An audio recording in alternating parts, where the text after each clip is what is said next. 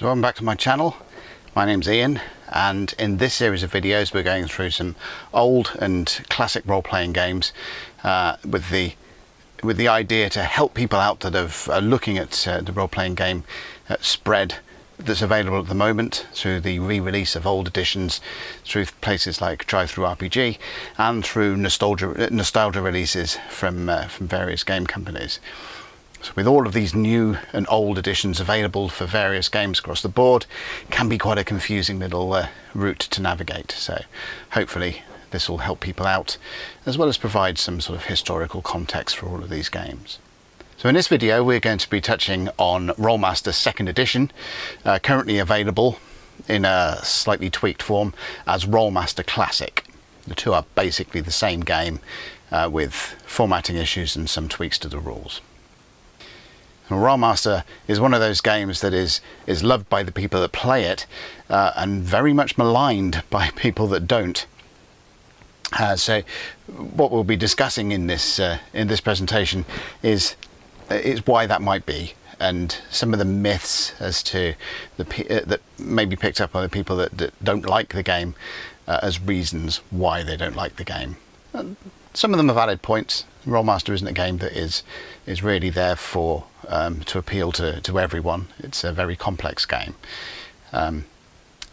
It's not quite as easy to pick up as contemporary games like Dungeons and Dragons and so on, but nonetheless it is an interesting game with some solid concepts.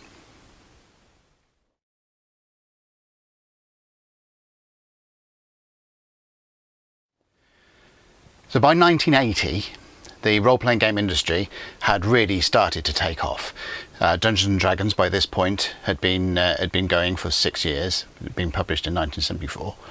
Advanced Dungeons and Dragons was now a complete system, with the Dungeon Master's Guide finally being released in 1979, and by 1980 had established itself as the go-to standard game that most people were playing if they were playing role-playing games.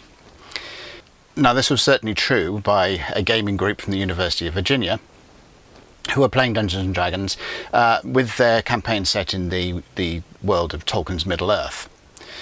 They had tailored the game and introduced a number of house rules and complexities that were both down to the nature of Middle-earth itself and the way they wanted the game to be played.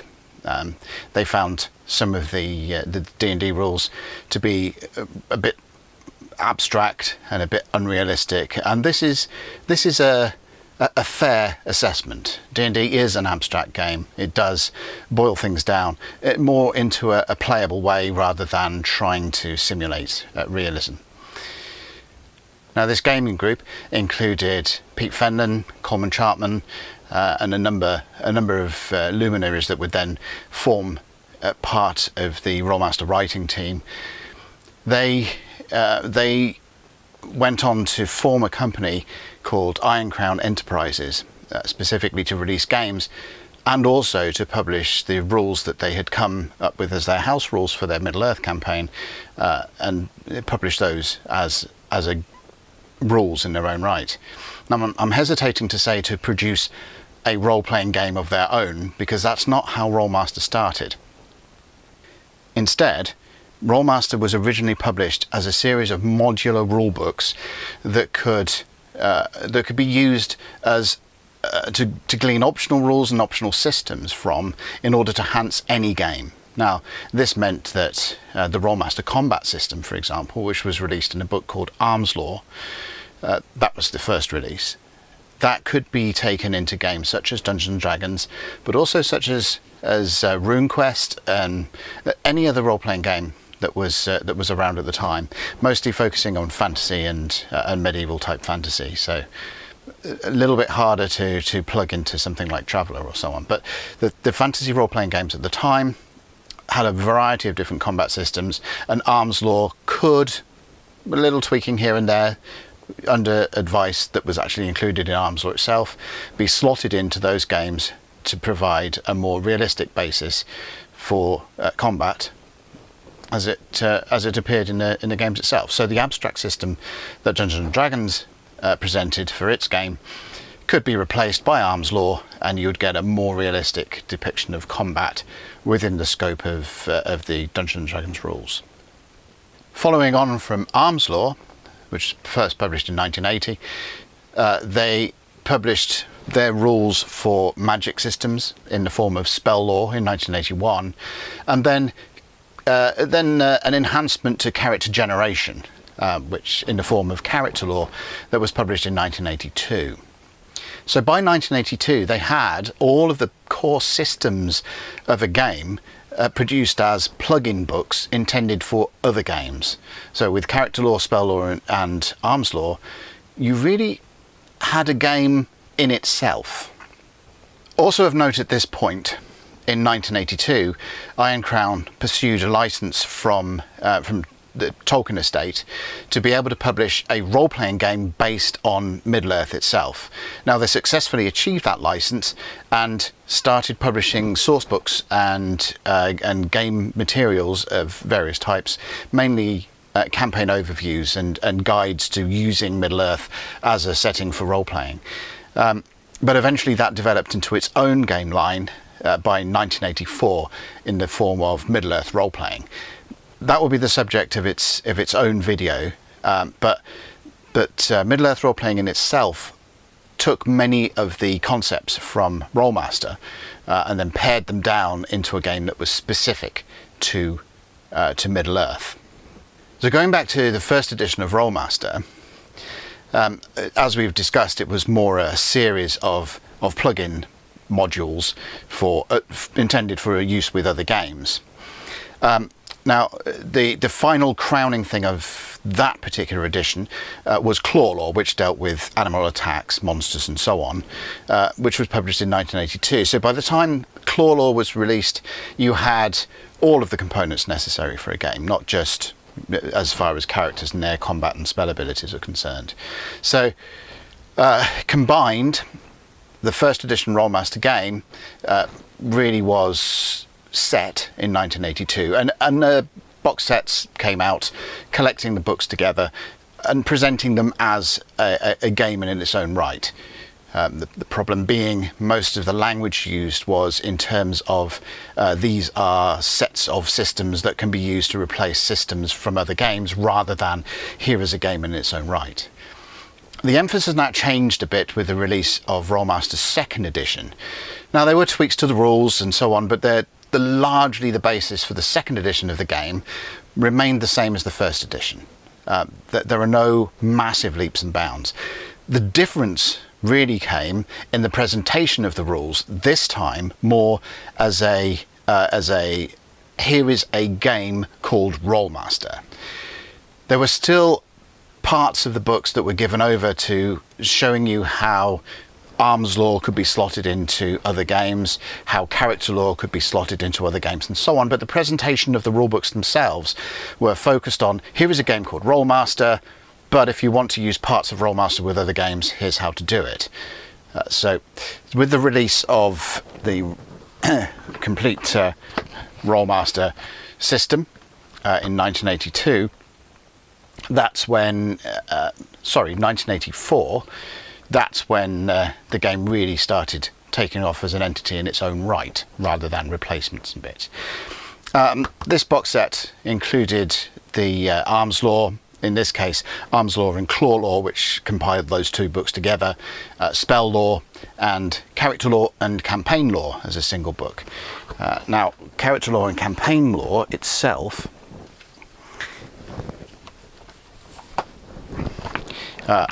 this little book here, it's a really useful book. I think later Rolemaster editions in terms of game master tools for other games, or system neutral or whatever, are kind of more useful, but still, if you can pick up Campaign Law, there are some very useful world building helps in there.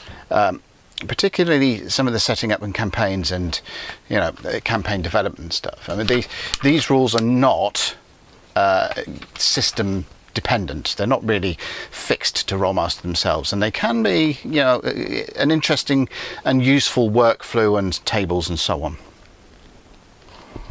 And so the second edition was seeing campaign lore and character lore. You also had arms lore and claw lore, and spell lore. And that was the core of the second edition of the game. Over the course of the next few years, the Rolemaster system was expanded beyond its core by a series of companions.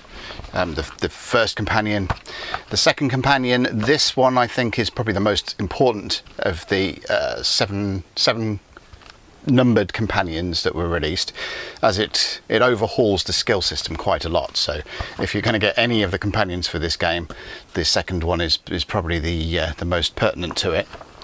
And they provided different campaign concepts. They provided new professions for the game, professions being Rolemaster's name for classes, although we'll see in the gameplay bit of it where they're not quite the same as the class concept from Dungeons and Dragons and so on, and new races, new magic items, and so on. So the companions really just added more and more and more material to it. Another thing that Rolemaster, I think, because it started out as an optional system, modular system, be plugged into other games, the fact that that set the stage for it providing optional rules for itself. So a lot of the companions do introduce elements that are replacements or different ways of doing things for the core game of Rolemaster itself. So they provide an interesting development, and also give game masters who want to build specific things or a specific feel to the campaign with a lot of different options that they can use to switch out various elements of the rule system with other bits that might suit them, suit their style of play and their style of campaign better. So in starting off life as a modular system, its options naturally became a modular thing in and of themselves. And I don't think any two Rolemaster games are probably run in the same way because of the number of options that were presented through the companions.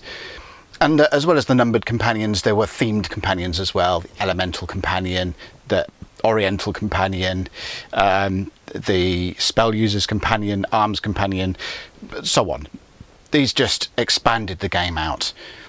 So the final releases for the second edition, the classic edition, whatever, of the game, it came in the form of a third volume of monsters, the Creatures and Treasures series. This is Creatures and Treasures 1, but they carried on with 2 and 3, and Sea Lore, which dealt with naval campaigns, shipbuilding, and so on, and War Lore. War Lore is behind me on the shelf. Came as a game in its own right. It's a war game using Rolemaster principles. So that introduced the idea of mass combat, of troop training, and so on, using the complexities of Rolemaster as a basis, and also being interchangeable with some of the Rolemaster rules. And that takes us all the way up to 1994. Now, I'm going to briefly skip over the next bit of Rolemaster's history because it involves a different edition, which again is behind me on the shelf, which is the standard system. Also, Rolemaster Fantasy Roleplay, which they're two related systems, but we'll cover those in a different video. The Rolemaster Classic / Rolemaster Second Edition, that sort of comes in a little bit further on, the continuation of its story. What we need to touch on now is events that started to occur in following the release of Rolemaster Standard System.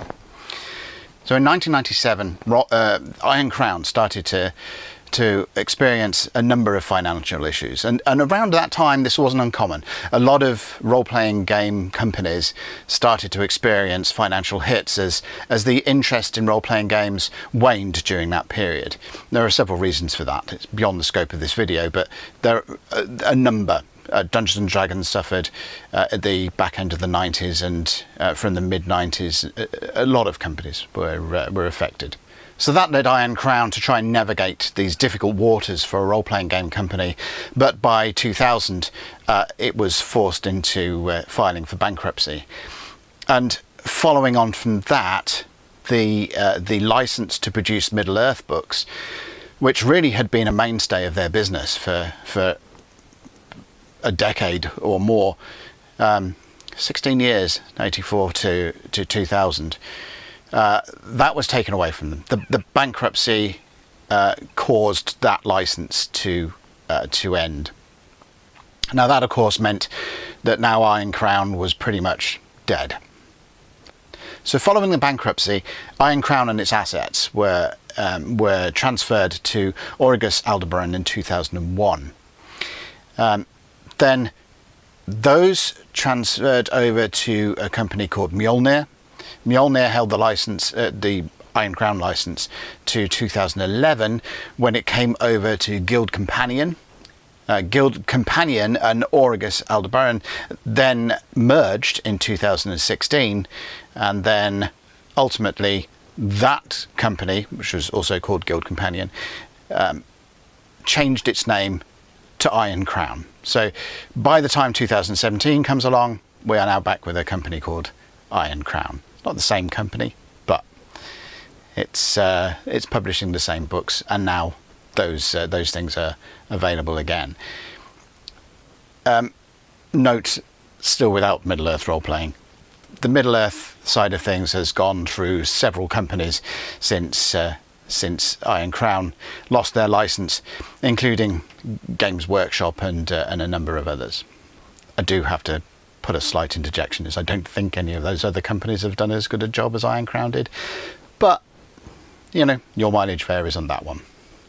So in all of that swirling mass of name changes and company sales and asset sales and so on, in 2006 we got a form of second edition Rolemaster back, in the form of Rolemaster Classic, with Arms Law being released in 2006, and then following on with Character Law,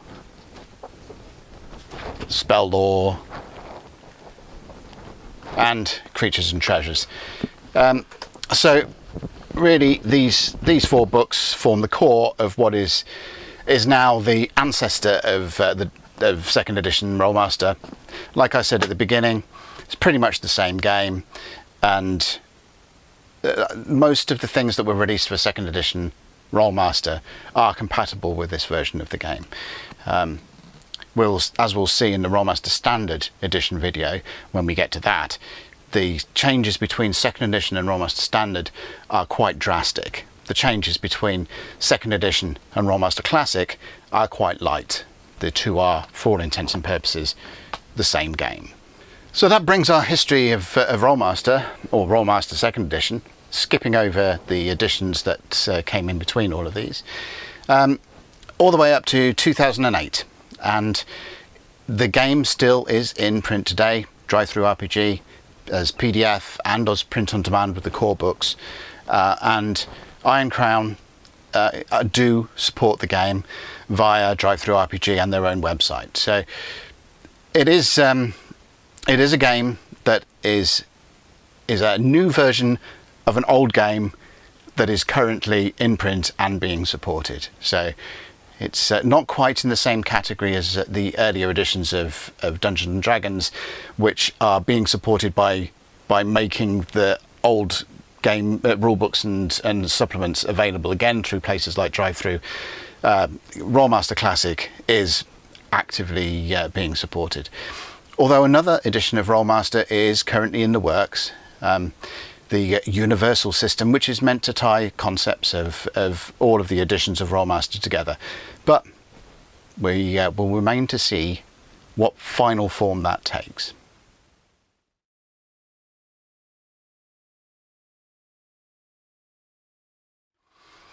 Now, one of the things often levelled at Rolemaster is a level of complexity that makes the game unwieldy or difficult to pick up, and difficult to learn, and difficult to play. And in some cases that's justified, but it's really complexity built on simple systems. The complexity comes in the amount of material that each of its various components builds upon. I think one of a quote from one of the reviews of the game when it was released quotes as that calculus professors play on their day off. And I don't think that is necessarily a fair assessment of the game. There are no real mechanics that require calculus level maths or things like that. It's all sort of simple addition and subtraction. There's kind of a lot of it. Now, those familiar with editions of Dungeons & Dragons, but later editions of Dungeons & Dragons, particularly from 3rd edition on, will know that that the game has now been constructed uniformly around 20-sided dice rolls. Hence the D20 system that came in with 3rd edition. Very proud of the fact that it uses a unified dice mechanic for virtually everything. Now, Rolemaster had that right at the back, right from the start in 1980. And it's all based on percentile dice rolls. Virtually every roll in Rolemaster is a percentile dice roll. There are certain instances where you have to use other polyhedral dice, but they are quite rare and in between. I mean, not even damage is dealt by odd-shaped dice. It's directly lifted from a percentile dice roll and reference to a table. Now, the complexity of it is really in those tables.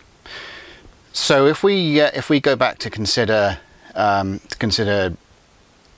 Dungeons and Dragons kind of model, where you roll a 20-sided dice, you add some modifiers to that are fairly simple modifiers, and with a 20-sided thing, you've got a definite limit on the numbers that can be provided and be useful in there.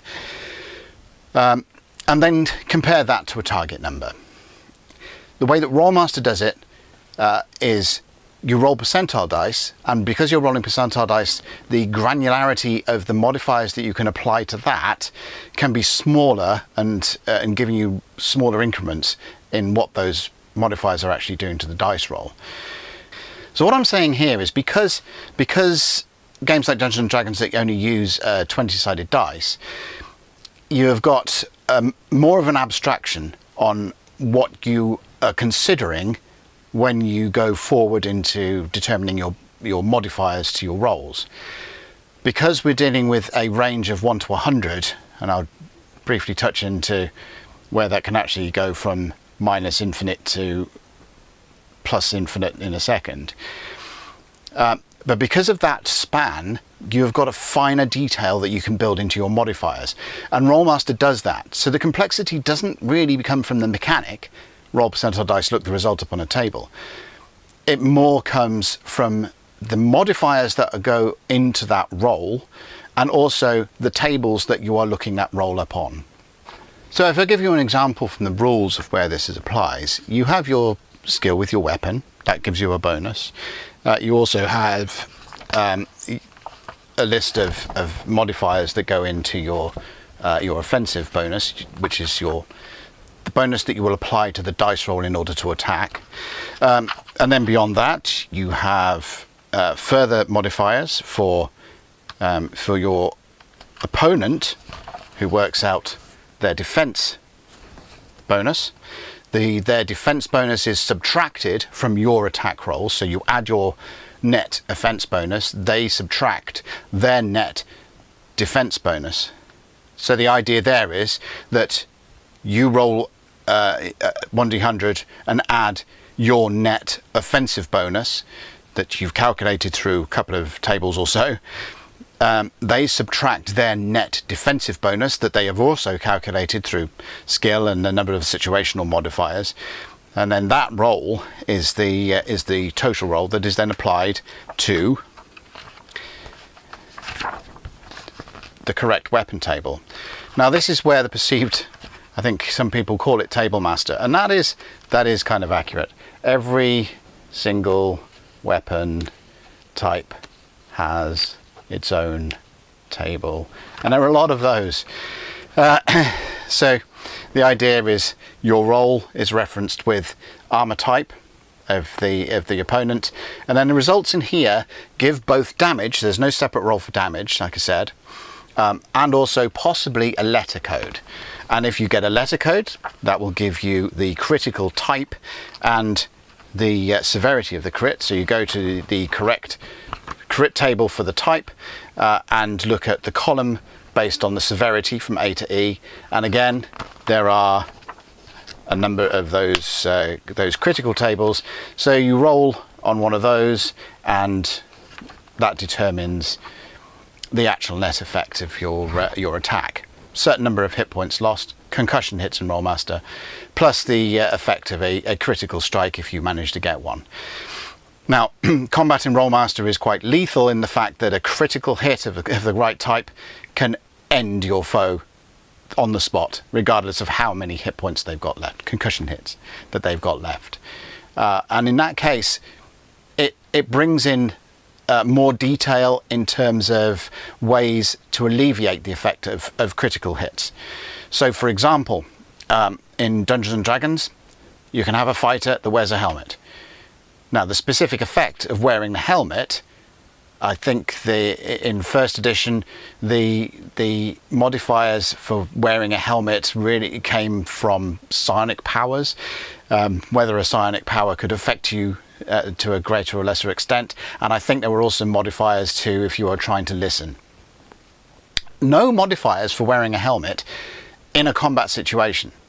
In Rolemaster, however, if you are wearing a helmet, then there are critical hits that you will be protected from. So an entry, for example, in a critical result might go something along the line of you've hit them in the head. If they're wearing a helmet, then they just take a few extra hit points of damage. If they're not, then you've smashed your mace into their skull and they're dead, or some such like that. So it makes decisions about what your character is actually wearing.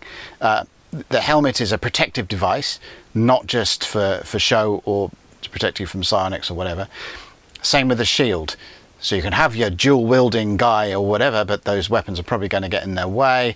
And also, if you're not wearing a shield and you get a decent blow on that side of your body, shield side of your body, then that's it. You're probably going to get your arm shattered and so on. And that's another bit of the complexity of the game. Because of the critical system, that then opens up the floor for specific injuries to be inflicted, and that then opens up the floor for specific injuries to be alleviated by specific healing spells. So again, in the abstract of D&D, you have a cure wound spell that might cure 1d8 plus modifier hit points to you. No specific wounds. Those wounds can be anything. It doesn't really matter. In D&D, it's the hit point loss that matters. In Rolemaster, at the end of a combat, your character might be bleeding from a wound in their neck. Their arm might be broken in 3 places, and they might be suffering from concussion. So the spell lists for healing then go into bone healing spells and blood healing spells, spells that will bind up bleeding characters and restore concussion hits and alleviate the specific effects of different elements of combat. So here you can see the simple concept of roll percentile dice, add some modifiers in, look the result up on a table, to where those modifiers are many, which adds a level of complexity into it, and where the tables that you are referencing things on are specific and many, and where the results that you're getting out of the end of it are also specific and many. And that allows more complexity to be built on in further elements of the game, such as spells as we've discussed.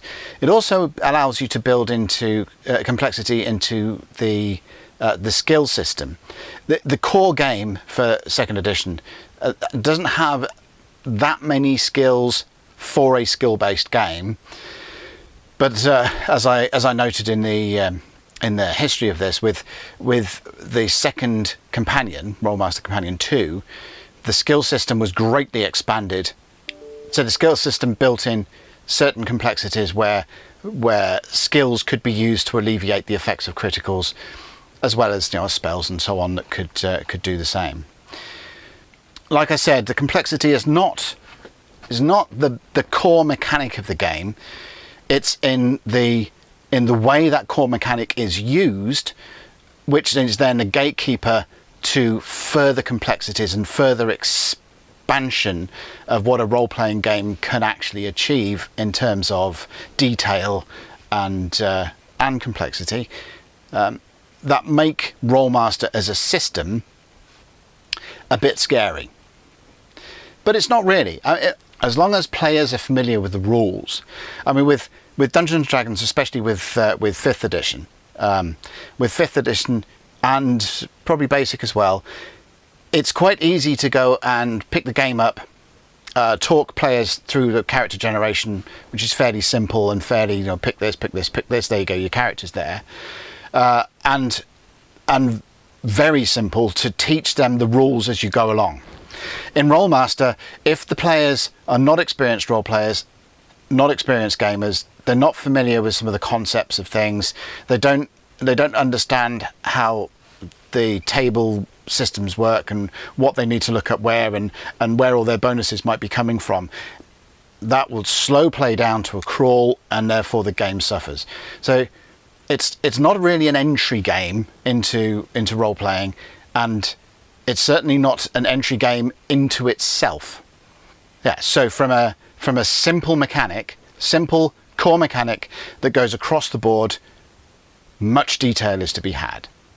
And the detail also comes into basic skills as well. So combat is one, as I've illustrated there, but in terms of actually using skills to do things, there is a lot of complexity there too. And then you get into the concept that you get into detail of partial skill successes.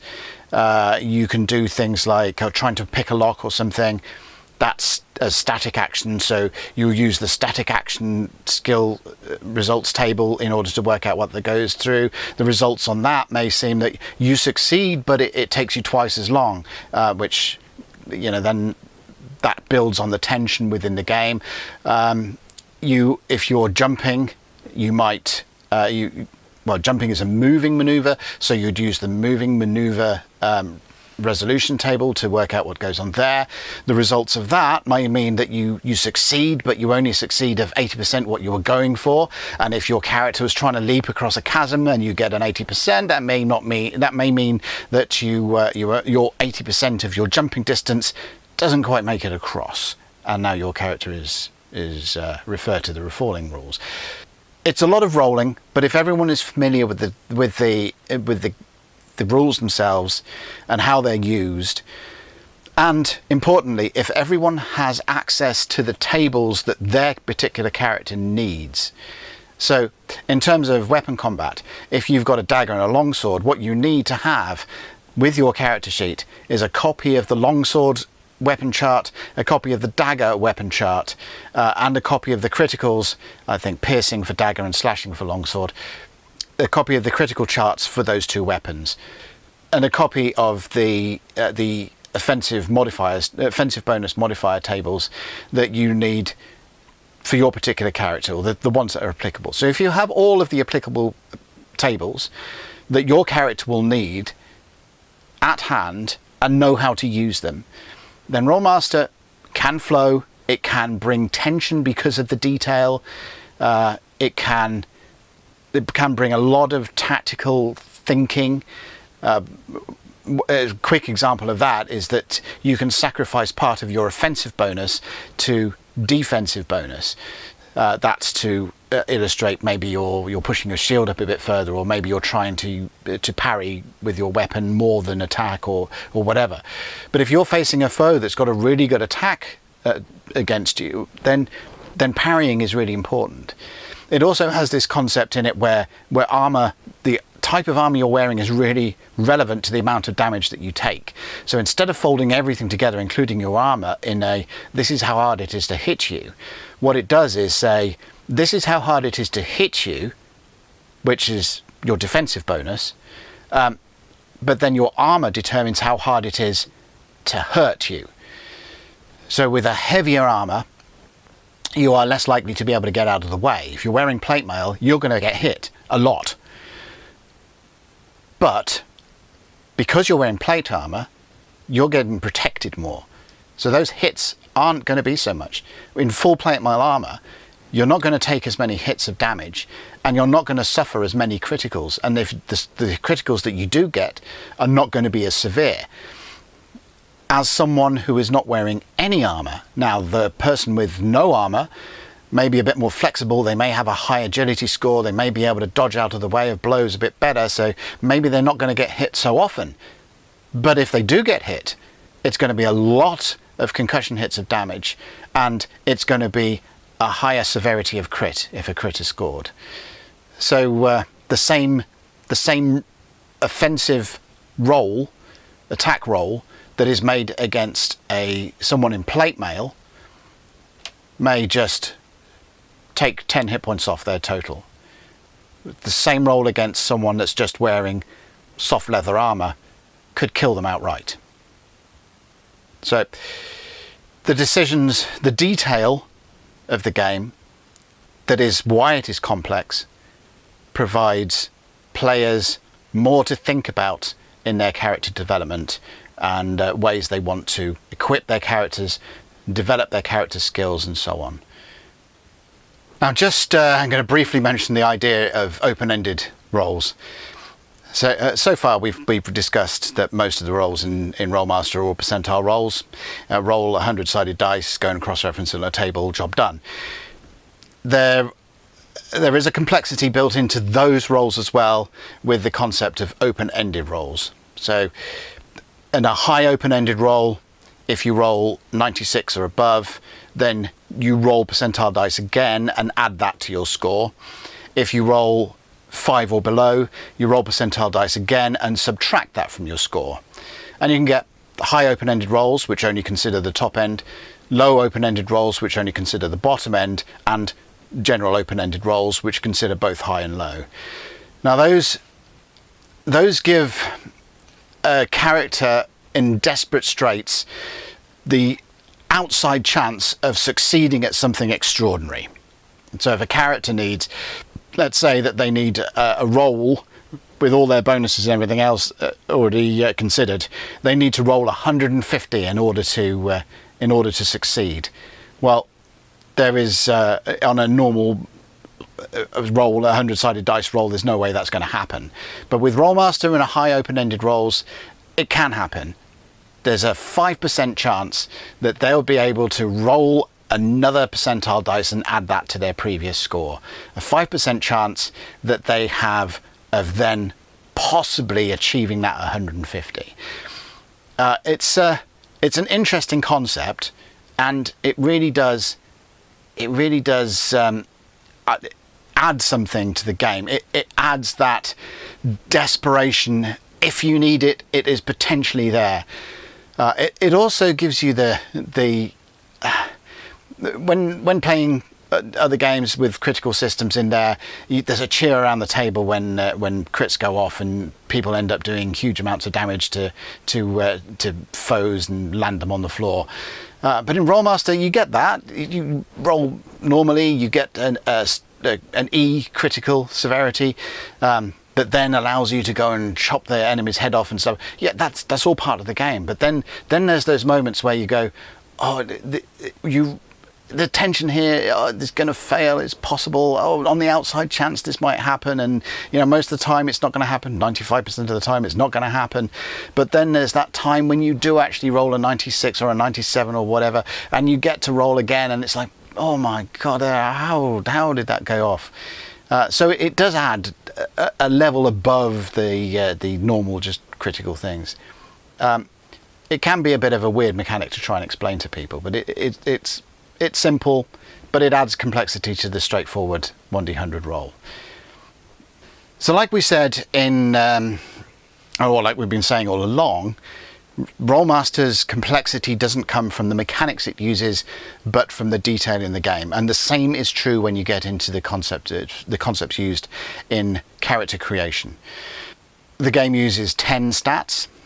The stats go into various directions. So some of the stats are development stats that provide for development points that are then used to spend on skills. And then some of the stats are more active than that, so they directly go towards providing bonuses for most of the mechanics that are used in the game. So you'll get like strength, for example, that gets added into offensive bonuses with melee weapons, whereas memory, which represents your character's ability to remember things, is more a development stat that will help your character train and build up their skills. So there's that division of responsibility across those 10 statistics. Your statistics that you initially roll are termed temporary scores. Now, temporary scores are the ones that you use all along, and as other games, those temporary scores can go up and down as you're affected by various effects that can either weaken or strengthen you. You can get score damage that will go and lift a few points off your constitution or something like that. Your ability scores, stats in Rolemaster, can improve as your character goes up in level, and the way they cap that in Rolemaster by specifically saying that each score has a potential. So your temporary scores are the ones that you use, and when you're doing character generation, you'll generate your temporary scores, and you'll also generate potential scores. And every time you go up a level, you'll get what's called a stat gain roll, which you make for your ability scores to see if they have gone up or whatever. And once a score has reached its potential, then all you're doing there is rolling to see that if it drops or not. You can't go naturally above your potential scores. And that's sort of a nice mechanic. It stops having these ridiculous things of characters with superhuman ability scores, and I think Rolemaster is one of those games that also avoids that superhuman element to it. It's a level-based game, and characters do become superhuman over time, but the fact that you've got the critical system that can actually end any character with the who's made the wrong choices in terms of armor, who's waded into combat and ended up with their head cut off, that there is that element that they are more skilled mortals rather than absolute gods on the battlefield. So, and the potentials just add to that sort of cap of mortality. It says that no, you can't have an ability score that's 300. You are limited to 94 in that particular score. It gives that cap of mortality. So the stats are ubiquitous across your race and culture choices. So in a lot of games you may be familiar with, if you choose to be an elf, for example, that may increase your dexterity score. In Rolemaster it's done in a different way. So the scores, a human or an elf or a dwarf or whatever, they have similar scores. There's no, you are this race, so therefore your stat is adjusted by this amount. Instead, what they have is a modifier that is applied to the total modifier used when that stat is used in play.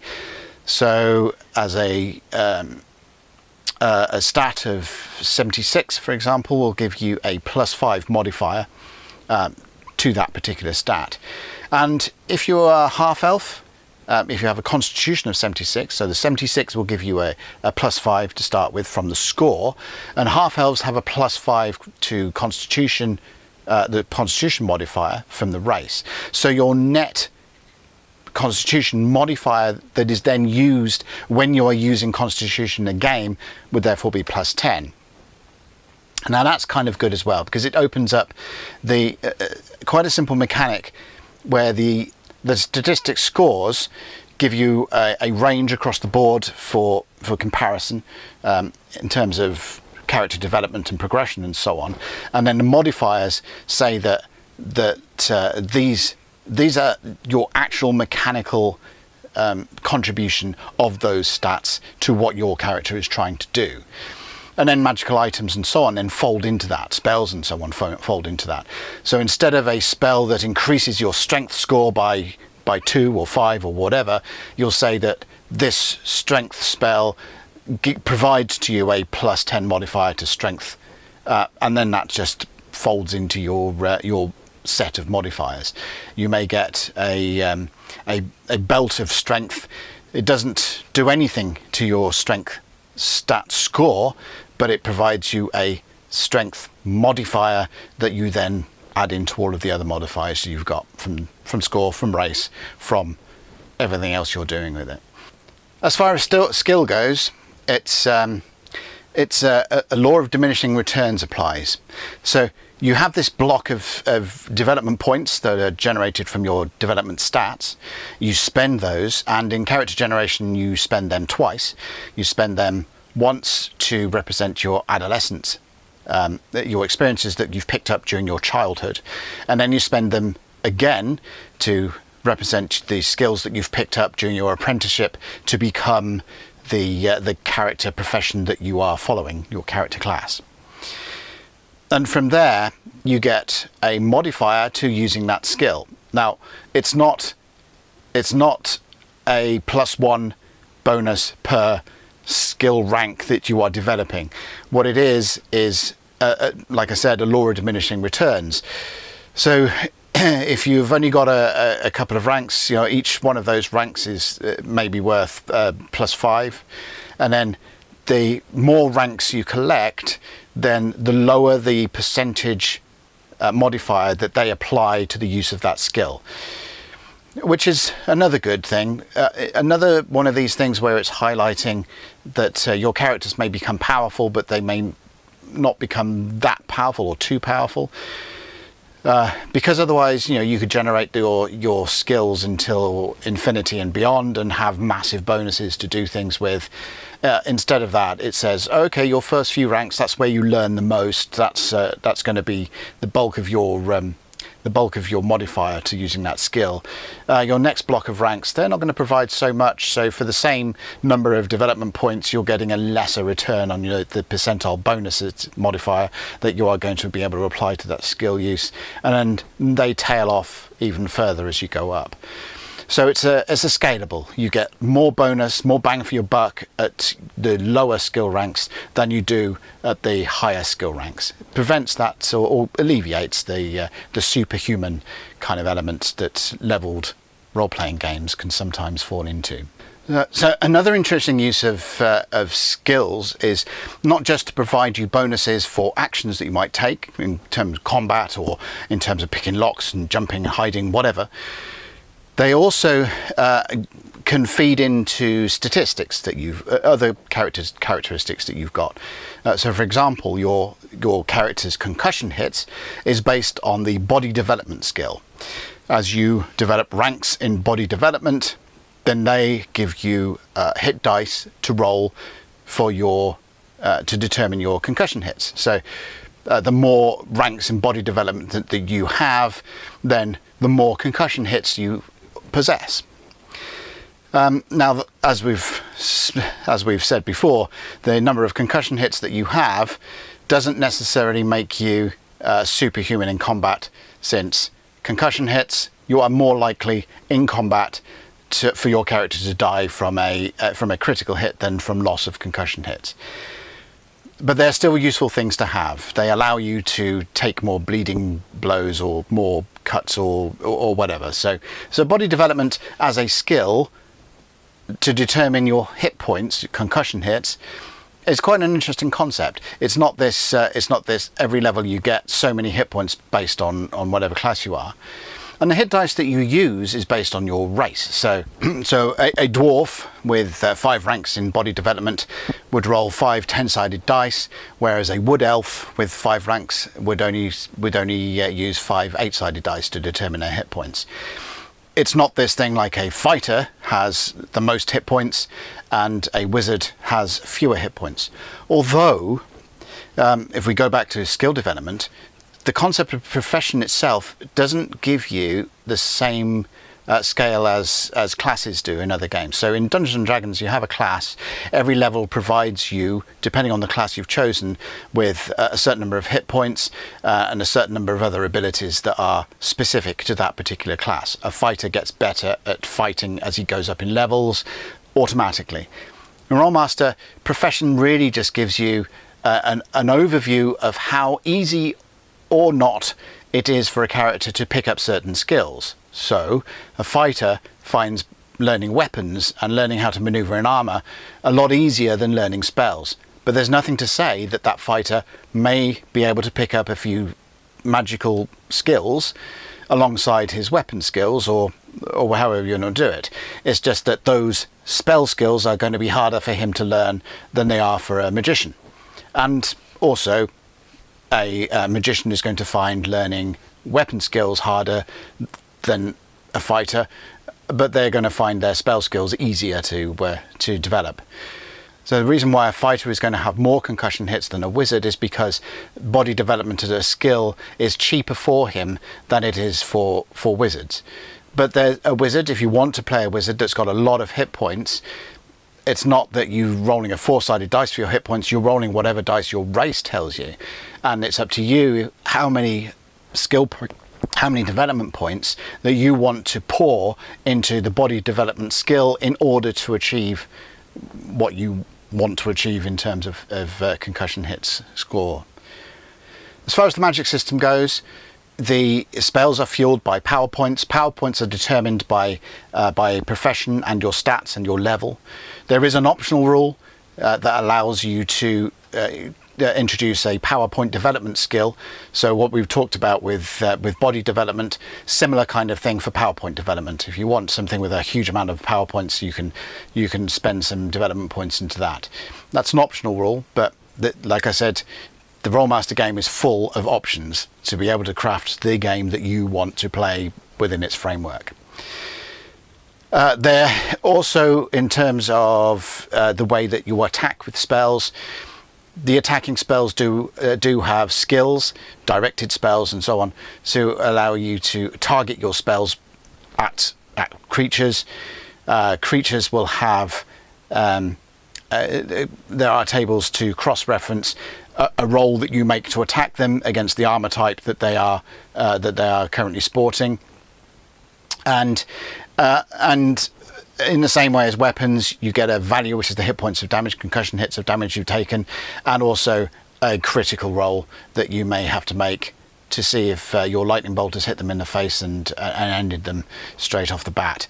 So there's a lot of things in the same way that doing combat in that way, with the percentile attack roll, with the skills that fold into it, with the tables and the results and the critical results. Again, that folds into with fireballs can inflict burns, so therefore there are spells to alleviate burns. There are rules to heal burn damage. There are magic items that may increase the amount of fire damage you can inflict. There are resistances to fire damage, and it's all built into the fact that there are so many options within the simple structure. So the simple structure of the rules, lots of complexity built on top of that, allows for lots of things to be slotted in to that complexity. Lots of options that can affect various parts of the game. So a spell user throws a lightning bolt, rolls a lightning bolt attack roll, cross-references that with armor type, gets an amount of hit points of damage, cross-references to see if there is a critical that they need to roll, rolls the electricity crit if necessary. That has some other effects. So that about gives an overview of the Rolemaster rules. Like I said, the complexity is not in the mechanics of the rules.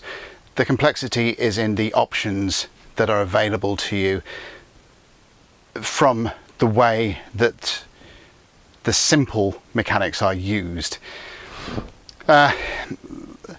I keep banging on about that, but it is one of those games where people go, oh no, can't play Rolemaster, it's too complicated. And if it's the complexity of referencing tables all the time that you don't like, then yes, it is too complicated. But if it is in the mechanics itself, then no, the mechanics of Rolemaster are really simple. It's just what you can do with them and the way they are, the options they allow for. That's complicated, that's expansive. Your mileage varies. I think the bottom line is it's no really more or less complicated than a lot of other games. It's just that once you get under its skin, it can give you quite a rich and satisfying and chunky role-playing experience.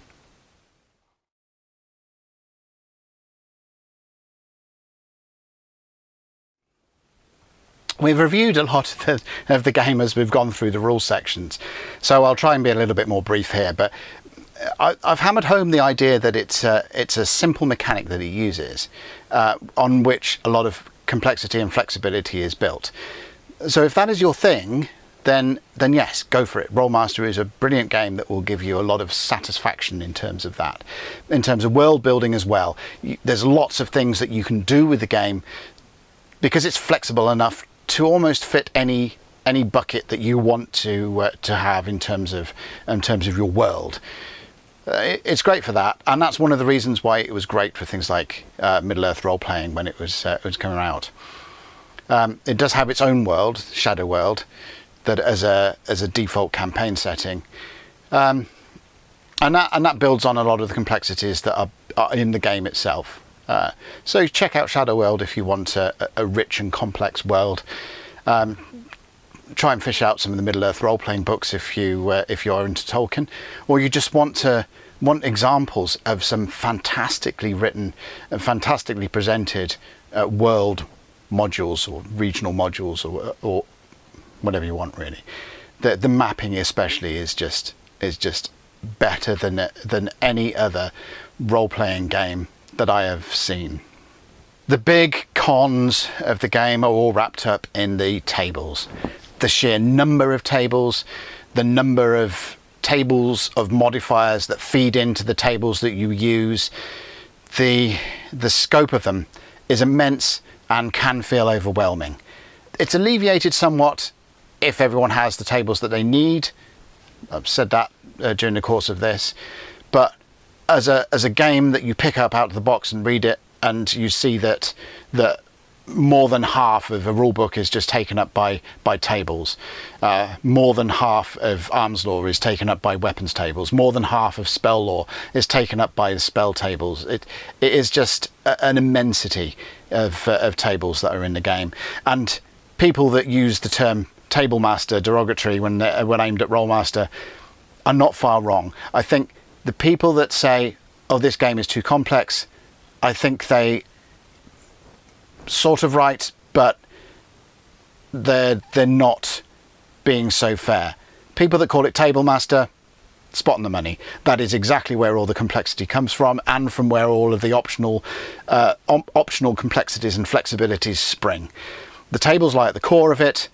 If you don't like a game that's got a ton of tables, you will absolutely hate Rolemaster.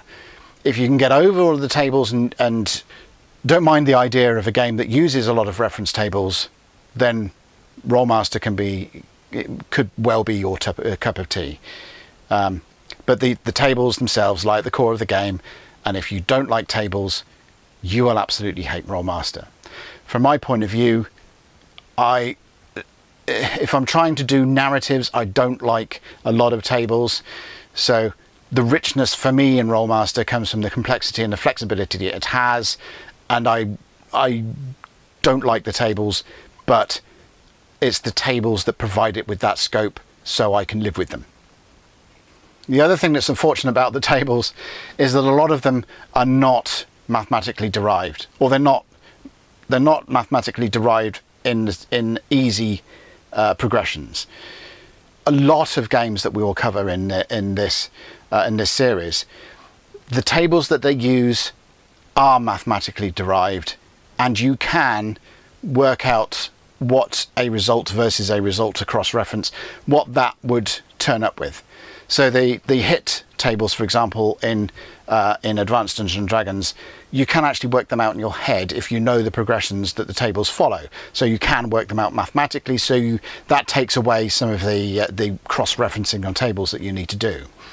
The resistance roll table in games like Call of Cthulhu and RuneQuest, again, it has a mathematical progression to it. You can calculate what most results are going to be on the fly without having to look at the table. With Rolemaster, that's not so much the case. There are progressions in each individual table, but they're not linear across all of the tables. So in order to work out what a result would be, you would have to remember all of the progressions for all of the weapon charts, for example, and that's just not practical. So you do need to reference the tables. They can't just be just worked out in your head on the fly, and that it pretty much forces you to reference a lot of tables during the course of play. Again, alleviated if everyone's got the tables they need, if everyone has got a copy of all the weapon tables of the weapons their characters carry, and the relevant crit rolls and the relevant spell tables and the relevant modifier tables. If everyone has got a good quarter of an inch thick of the tables that their character needs, then that's fine. And if everyone's on the ball with working out what the modifiers that they need on a round for round basis, then that's also fine. But yeah, the tables are the big low of the game, and unfortunately are the reason why Rolemaster comes so low on people's lists sometimes, as well as the thing that lend Rolemaster its beauty and flexibility.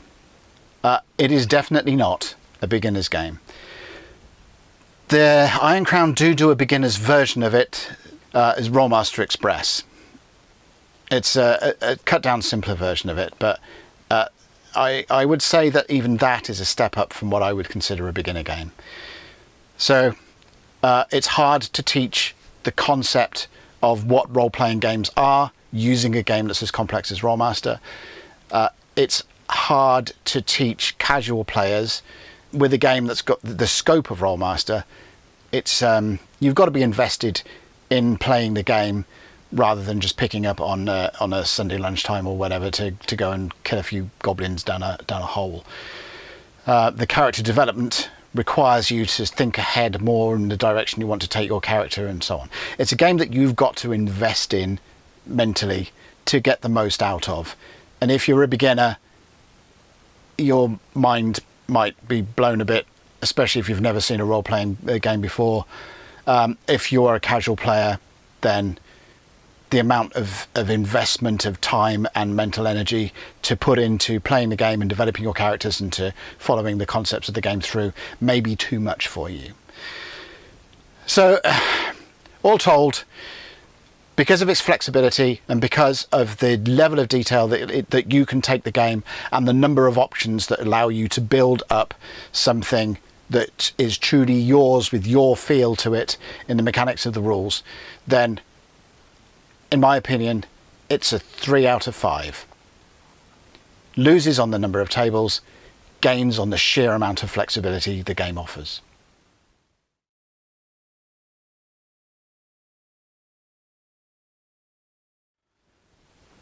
So as far as essentials are concerned, the Rolemaster Classic books, these things, they're all available from DriveThruRPG. They are available in print on demand, and they are in some friendly shops. You might find them. I can't say I've seen them in shops for a while, but they are available should you want to pick up the physical copies of them. Rolemaster Express is also available. That might be an option for you to pick up. It's quite a cut down version of the game. It simplifies a lot of the mechanics down and introduces you into core mechanics of Rolemaster without overwhelming you with the flexibility and the tables. So if you pick up Rolemaster Express, play a few games with that, see if you can get the hang of it.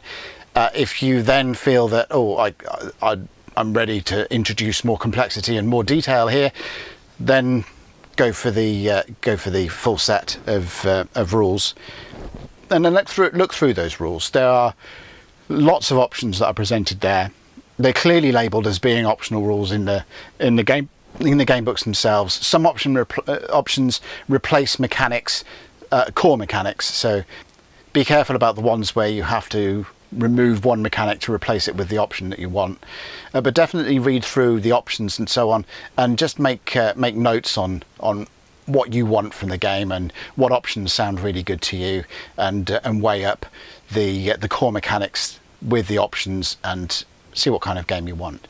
But it can do everything. It can do from historically minded games all the way up to heroic fantasy games, and if you get into science fiction games, we'll discuss Space Master at some point, but the Rolemaster game provides a really solid foundation for science fiction as well.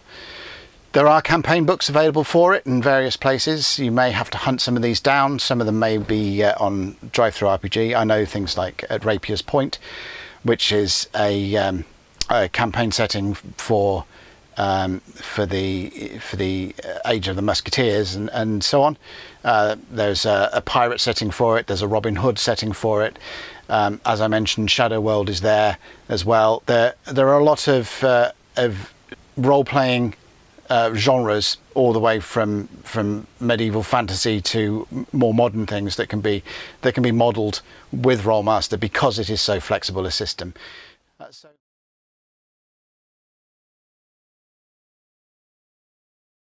So you can really do whatever you like. If the mechanics appeal to you and you don't mind looking at tables, you can have a very, very rich experience with Rolemaster as a game. So there you go. Rolemaster. Nice game. So many tables, but really flexible and a very solid mechanic underpinning it. And it's still nice to see Rolemaster being one of those games that is available to play, that people are still playing. There is a Facebook group for Rolemaster gamers. Just search for it on Facebook and you'll find it. That is, it's reasonably active, and there are some nice gamers on there that can guide you if you're finding various mechanics a bit daunting.